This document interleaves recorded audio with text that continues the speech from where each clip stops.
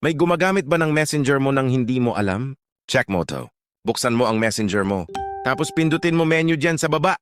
Pindutin ang settings. Scroll mo lang pumunta ka sa account center. Tapos pindutin ang password and security. Hanapin mo ang where you're logged in at pindutin mo lang. Dito makikita lahat ng devices na nakalogin sa account mo. Kapag may nakita kang hindi mo kilala, i-log out mo agad at palitan mo ang password mo. Gawin mo to ngayon para iwas hack. Tanggalin mo ang mga ito para maiwasan ang paglag at pagpasok ng mga ads sa iyong cellphone. Kung paano, sundan mo lang ito. Pumunta ka sa inyong Google Chrome. Pindutin ang 3 dots sa kanang bahagi. Pagkatapos ay pindutin ang settings sa baba. I-scroll mo pababa hanggang makita ang site settings. Pindutin mo lang.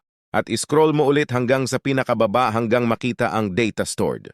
Ang mga ito ang sinasabi kong kailangan nating tanggalin dahil isa ito sa mga dahilan kung bakit bumabagal ang cellphone at kung bakit may mga ads na kusang lumalabas. Sa ibaba, pindutin ang Delete All Data at i-confirm ang delete. Bukod dito, mas maganda rin na regular mong gawin ito kahit isang beses sa isang linggo para mapanatiling mabilis ang phone mo. Dito mo makikita ang phone number at password sa iyong Facebook. So kung paano tapusin mo lang ang video na ito, punta ka sa settings. Scroll down mo lang hanapin sa baba ang Google. Pindutin ang Google. Pindutin ang All Services. At hanapin ang Autofill with Google. Pindutin ang Autofill with Google. Pindutin ang Google Password Manager. Pagdating dito, hanapin mo lang ang Facebook at pindutin mo lang. Dito mo makikita yung ginamit mong phone number at password sa iyong Facebook account. Pindutin mo lang itong eye icon para makita mo ang password. Mabilis maubos data mo sa Facebook? Ito ang dapat mong i-on ngayon. Buksan mo ang Facebook app.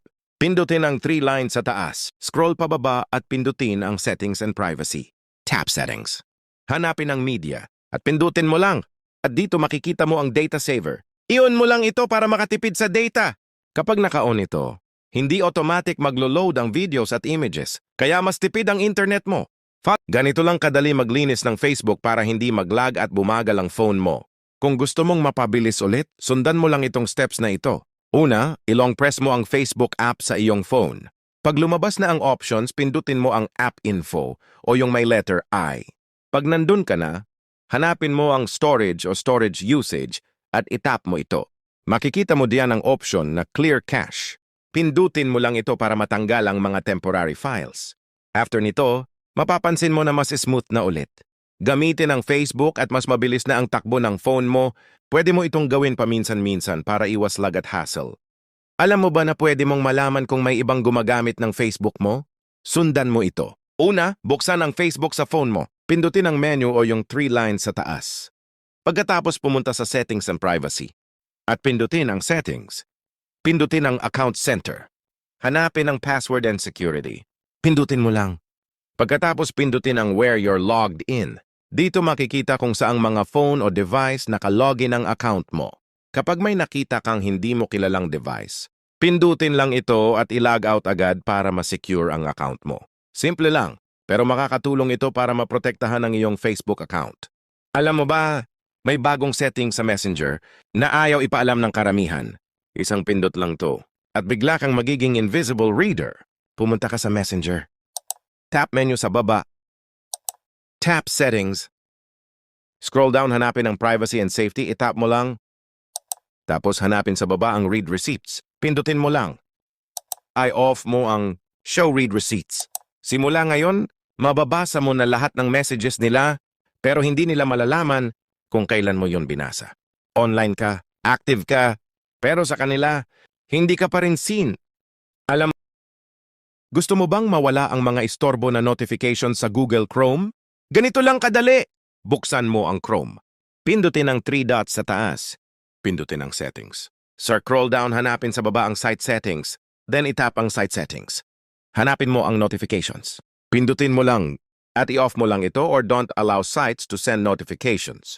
Kapag naka-off na yan, wala nang pop-ups at mas smooth na ang paggamit mo ng phone mo. Alam mo ba may secret feature sa Messenger na kusa nagde-delete ng messages mo?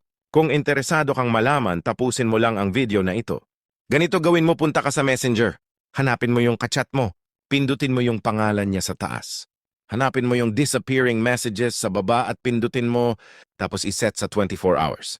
Pag na-open na yung message, automatic magko-countdown na siya hanggang mag-delete mag-isa. Pero tandaan, kahit nawawala yan, pwede pa rin ma-screenshot. Try mo to kung ayaw mong may babalik ang convo. At napapansin mo ba na kung sino-sino na lang ang nag-a-add sa'yo sa Facebook? Minsan hindi mo pa kilala, di ba?